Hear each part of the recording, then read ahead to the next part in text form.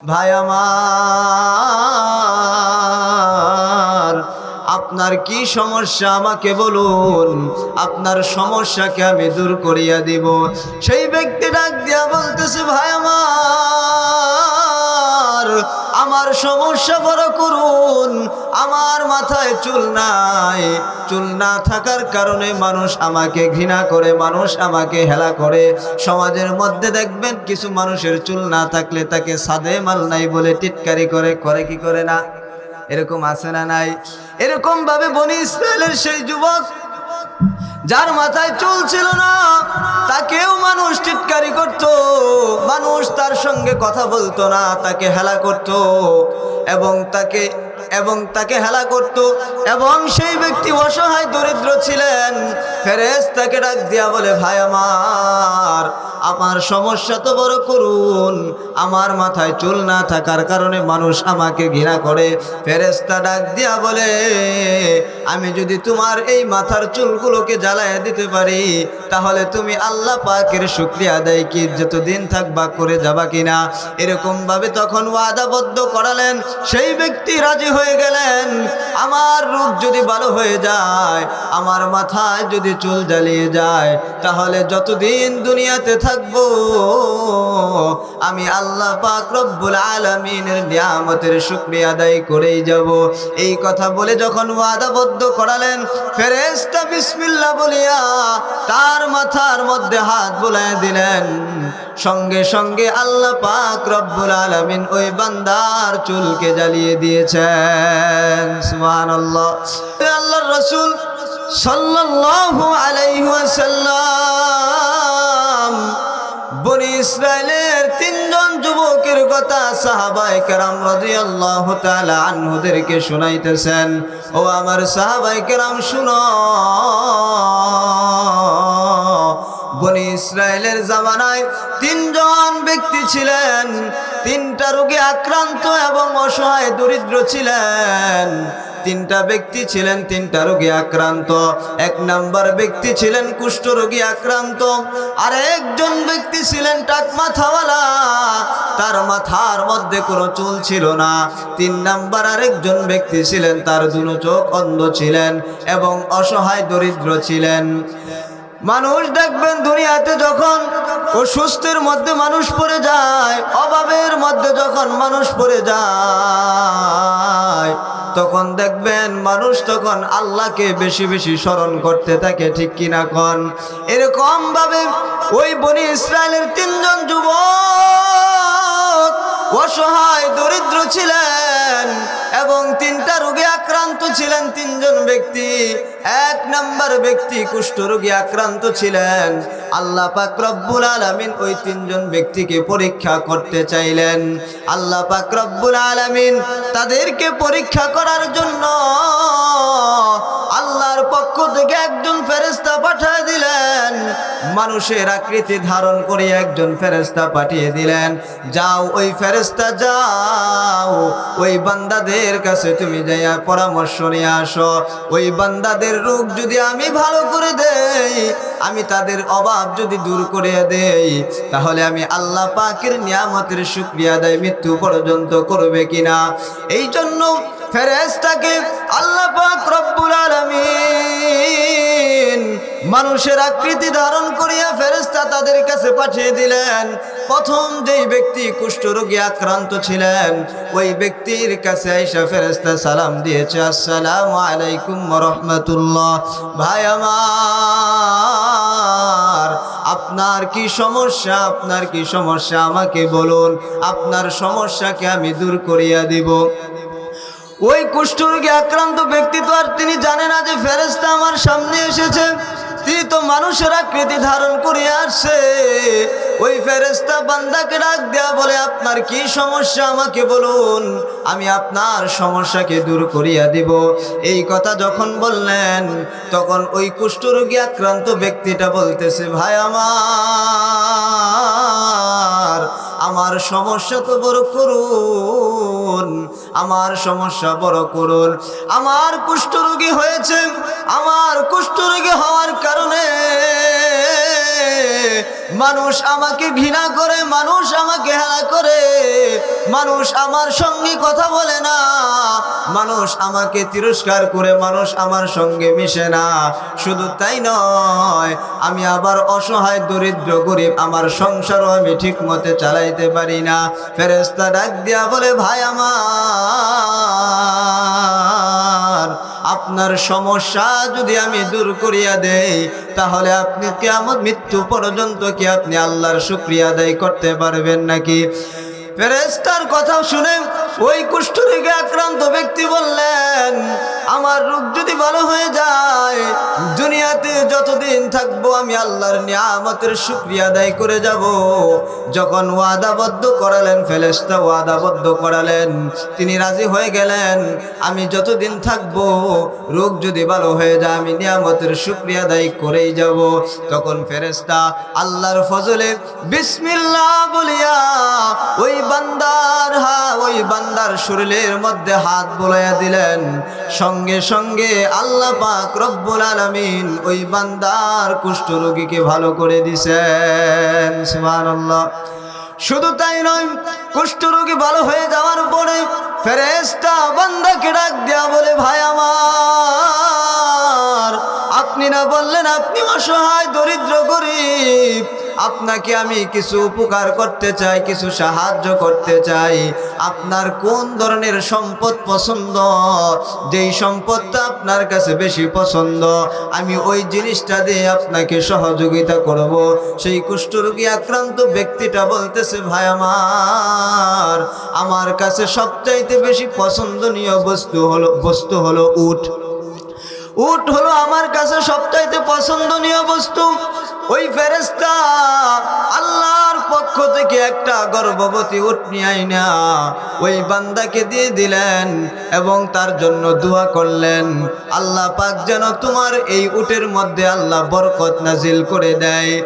যেমন এরকম ভাবে ওই ব্যক্তিকে উট হাতিয়া দেওয়ার পরে 2 নাম্বার ব্যক্তির কাছে চলে গেছেন, যার মাথায় চুল ছিল না, টাক মাথাওয়ালা। ওই বান্দার কাছে যাইয়া ফেরেশতা সালাম দিয়েছে, আসসালামু আলাইকুম ওয়া রাহমাতুল্লাহ। ভাই আমার, আপনার কি সমস্যা আমাকে বলুন, আপনার সমস্যাকে আমি দূর করিয়া দিব। সেই ব্যক্তি ডাক দিয়া বলতেছে, ভাই আমার সমস্যা বড় করুন, আমার মাথায় চুল নাই। চুল না থাকার কারণে মানুষ আমাকে ঘৃণা করে, মানুষ আমাকে হেলা করে। সমাজের মধ্যে দেখবেন কিছু মানুষের চুল না থাকলে তাকে সাদে মাল নাই বলে টিটকারি করে কি করে না? এরকম আছে না নাই? এরকম ভাবে বনি ইসরায়েলের সেই যুবক যার মাথায় চুল ছিল না, তাকেও মানুষ টিটকারি করত, মানুষ তার সঙ্গে কথা বলতো না, তাকে হেলা করত এবং তাকে হেলা করত। এবং সেই ব্যক্তি অসহায় দরিদ্র ছিলেন।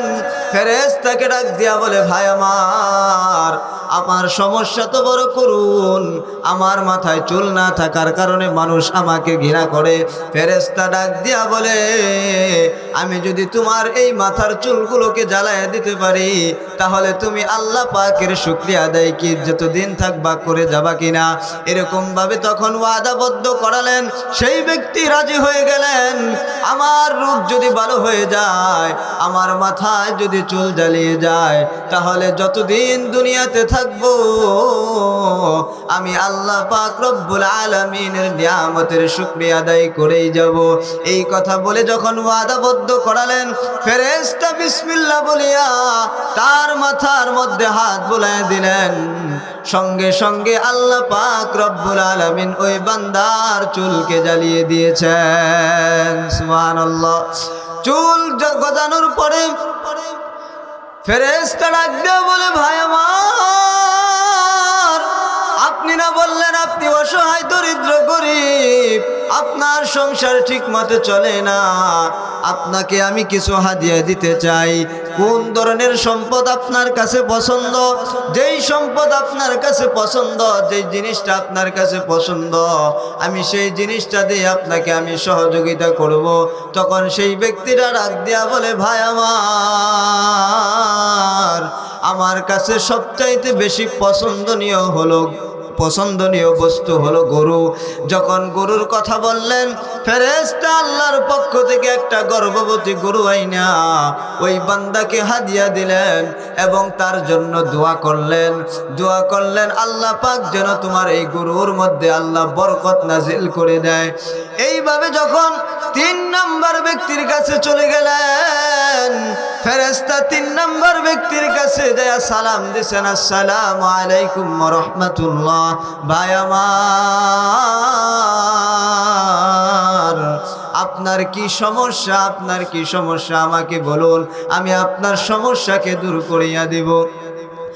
ওই ব্যক্তিটা ডাক দিয়া বলতেছে, ভাই আমার তো সমস্যা বড় করুন, আমার দুনো চোখ অন্ধ, আমি দুনিয়ার কিছু দেখতে চাই, দেখতে পারি না। আমার মনে খুব আশা, খুব ইচ্ছা, আমি আল্লাহর দুনিয়াটা আমি একটু তাকায়া দেখব, আসমান কেমন, জমিন কেমন, আমি একটু তাকায়া দেখতে চাই। আমার সন্তানকেও আমি দেখতে পারি না, আমার স্ত্রীকেও আমি দেখতে পারি না। আল্লাহ পাক যদি আমার এই চোখ দুটাকে ভালো করে দিত, তাহলে আমি আল্লাহ পাক রব্বুল আলামিনের নিয়ামতের শুকরিয়া আদায় মৃত্যু পর্যন্ত করতাম। যখন ফেরেশতা ডাক দিয়া বলে, আপনার এই চোখ দুটাকে আমি ভালো করে দিতে পারি যদি আপনি আল্লাহর নিয়ামতের শুকরিয়া আদায় সবসময় করে যাইতে পারেন। যখন ওয়াদাবদ্ধ করালেন, ওই ব্যক্তিটাও বলতে, ওই ওয়াদাবদ্ধ করানোর পরে ফেরেশতা বিসমিল্লাহ বলিয়া ওই অন্ধ ব্যক্তির চোখের মধ্যে হাত বুলাইয়া দিলেন। সঙ্গে সঙ্গে আল্লাহ পাক রব্বুল আলামিন ওই বান্দার চোখ দুটাকে ভালো করে দিয়েছেন। চোখ ভালো হয়ে যাওয়ার পরে ফেরেশতা জিজ্ঞেস করলেন, ভাই আমার, আপনি তো অসহায় দরিদ্র গরিব, আপনাকে আমি কিছু সম্পদ দিয়ে সাহায্য করতে চাই, কিছু জিনিস দিয়ে আমি সাহায্য করতে চাই, যেই জিনিসটা দিলে আপনি আপনার সংসারটা চালাইতে পারবেন। আপনার কাছে কোন ধরনের বস্তু পছন্দ? তখন ওই অন্ধ ব্যক্তিটা ডাক দিয়া বলে, ভাই আমার কাছে সবচাইতে পছন্দনীয় বস্তু হলো বকরি। যখন বকরির কথা বললেন, আল্লাহর পক্ষ থেকে ফেরেশতা একটা গর্ভবতী বকরি আইনা তাকে দিলেন, হাদিয়া দিলেন এবং তার জন্য দোয়া করলেন আল্লাহ পাক যেন তার বকরির মধ্যে বরকত নাজিল করে দেয়। এইভাবে আল্লাহ পাক রব্বুল আলামিন 3 জন ব্যক্তির 3টা রোগকে ভালো করে দিলেন এবং অভাব অনটনকে আল্লাহ পাক দূর করিয়া দিলেন। 1 নম্বরে যেই ব্যক্তি ছিল কুষ্ঠরোগী আক্রান্ত ব্যক্তি, সেই ব্যক্তিকে উট হাদিয়া দিয়া তাকে সহযোগিতা করলেন। এমন উট তার হয়েছে, উটের মধ্যে এমন বরকত হয়েছে, মাঠ ভর্তি তার উট হয়ে গেছে। 2 নম্বর ব্যক্তির এক অবস্থা একই, তারও গরু দেওয়ার পরে তাকেও মাঠ ভর্তি গরু হয়ে গেছে। 3 নম্বর ব্যক্তিও ধনী হয়ে গেছে, তার মাঠ ভর্তি ছাগল হয়ে গেছে। এরকম ভাবে আল্লাহ পাক রব্বুল আলামিন 3 জন ব্যক্তিকে অভাব অনটন দূর করিয়া দিলেন এবং অভাব অনটন দূর করিয়া দিলেন, রোগকেও ভালো করে দিলেন। এখন তারা সুস্থ। যখন তারা অনেক সম্পদের মালিক হয়ে গেলেন, আল্লাহ পাক রব্বুল আলামিন আবার পরীক্ষা করতে চাইলেন। অসহায় থাকা অবস্থায় আমি আল্লাহ পাক রব্বুল আলামিনকে যে পরিমাণ রেখেছে, আমি আল্লাহ পাক রব্বুল আলামিনের নিয়ামতের শুকরিয়া আদায় যেভাবে করেছে, আমি আল্লাহ পাক তাদেরকে অভাব অনটন দূর করিয়া দিলাম। এখন দেখি আমি আল্লাহ পাক রব্বুল আলামিনকে ওই আগের মতো মহব্বত করে কি না, করে নাকি করে না, এটা পরীক্ষা করতে চাই। সম্পদের মালিক হয়ে যাওয়ার পরে আল্লাহ পাক রব্বুল আলামিন তাদেরকে আবার পরীক্ষা করার জন্য ওই ফেরেশতাকে আবার পাঠায়া দিলেন মুসাফিরের আকৃতি ধারণ করিয়া। ফেরেশতা যখন পাঠায়া দিলেন, ফেরেশতা মুসাফির সেজে এসে ওই যে প্রথম ব্যক্তি কুষ্ঠরোগী আক্রান্ত ছিল, ওই ব্যক্তির কাছে আইসা জিজ্ঞাসা করতেছে, ভাই আমার, আমি অসহায় দরিদ্র গরিব, আমি অনেক দূর থেকে এসেছি, আমার কাছে কোনো সম্পদ নাই, আমি অভাবের মধ্যে আছি, আমি মুসাফির, আপনার তো দেখা যায় অনেকগুলো উট দেখা যায় মাঠের মধ্যে, আপনার এই সমস্ত উট থেকে আমি মুসাফিরকে কি একটা উট আপনি হাদিয়া দিবেন নাকি? আপনার কাছে আমি একটা উট হাদিয়া চাই। ওই ব্যক্তিটা ডাক দিয়া বলে, তোমাকে কেন আমি উট দিব? তোমাকে আমি উট দিতে পারবো না, তুমি কোথা থেকে এসেছ? ফেরেশতা তো জানে তার অবস্থা কি ছিল আগে, ঠিক কিনা? ফেরেশতা ডাক দিয়া বলে, ভাই আমার, যেহেতু তুমি আমাকে উট দিবা না, এই যে এতগুলো উট দেখা যায়, এই উটের মালিক কি তুমি নাকি? বলে হ্যাঁ আমি এই মালিক। বলে এই উট তো তোমার, তুমি তো এই উটের মালিক নয়, তুমি তো এক সময় অসহায় দরিদ্র ছিলা, আমার মতো একজন ব্যক্তি এসে তোমাকে উট হাদিয়া দিয়ে গিয়েছে, তোমার অসুস্থ কুষ্ঠরোগে আক্রান্ত ছিলা, কুষ্ঠরোগকে ভালো করে দিয়েছে। তখন ওই ব্যক্তিটা ডাক দেয়া বলে, কোথা থেকে তুমি এসেছ? আমার কাছে এরকম কোনো ব্যক্তি আসে নাই, এই যে উট দেখতেছো এটা আমার বাপ দাদার সম্পদ, অস্বীকার করে ফেলেছে, আমার বাপ দাদার সম্পদ, আমি তোমাকে কোনো উট দিতে পারবো না, চলে যাও। এই কথা বলিয়া ওই ব্যক্তি ওই ফেরেশতাকে পাঠাইয়া দিলেন।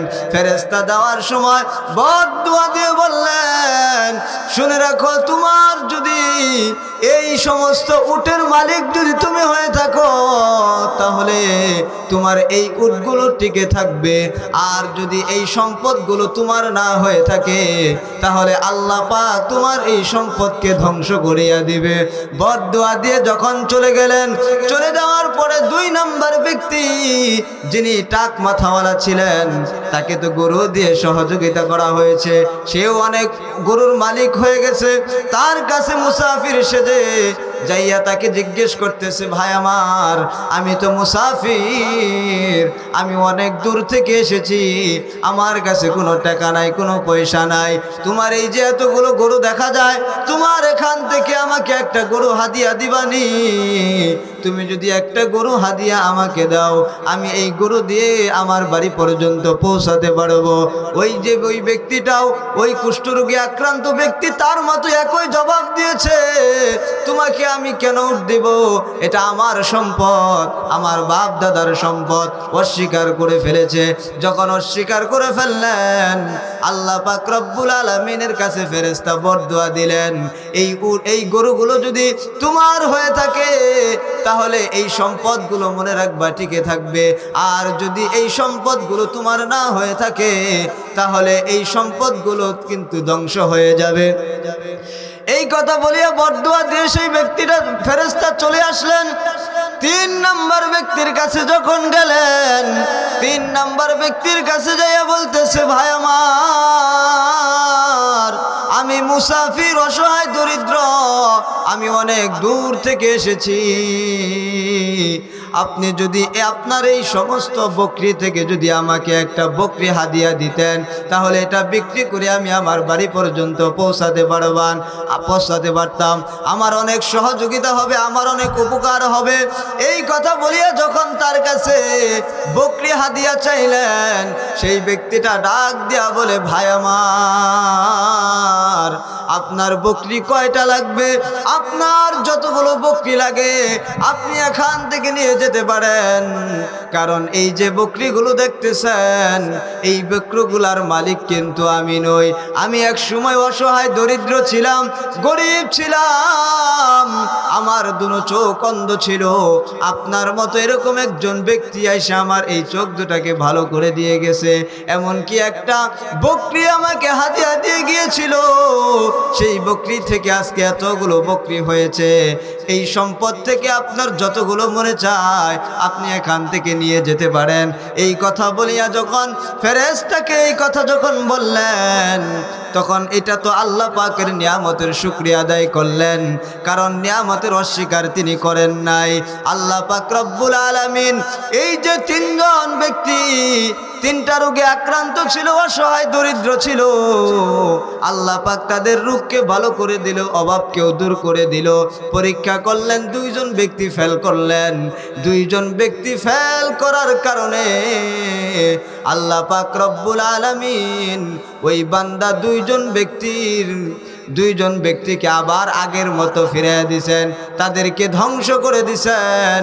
এবং একজন ব্যক্তি আল্লাহ পাকের নিয়ামতের শুকরিয়া আদায় করার কারণে আল্লাহ পাক তাকে জান্নাতি বানিয়ে দিয়েছেন। সুবহানাল্লাহ। এজন্য ঘটনার থেকে আমাদের শিক্ষা নিতে হবে, নিয়ামত পাইলে যদি নিয়ামতের শুকরিয়া আদায় আমরা করতে পারি তাহলে আল্লাহ পাক রব্বুল আলামিন নিয়ামতকে বাড়িয়ে দিবে। আর যদি নিয়ামত পাওয়ার পরে নিয়ামতের শুকরিয়া আদায় করি তাহলে আল্লাহ পাক রব্বুল আলামিন ওই বান্দার নিয়ামতকে ছিনায়া নেবে। এজন্য মুহতারাম হাজরিন, আমাদের নিয়ামত পাওয়ার পরে নিয়ামতের শুকরিয়া আদায় করার দরকার আছে না নাই? যদি বলেন আছে না নাই?